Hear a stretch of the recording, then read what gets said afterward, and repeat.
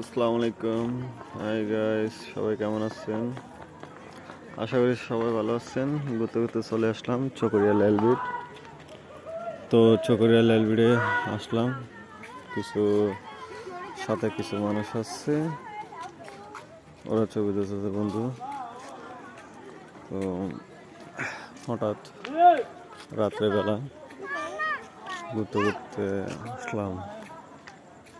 এর আগে তো তেমন আসা হয় না, তবু একটু কম। আজকে রাত্রে ঈদের উপলক্ষে আসলাম।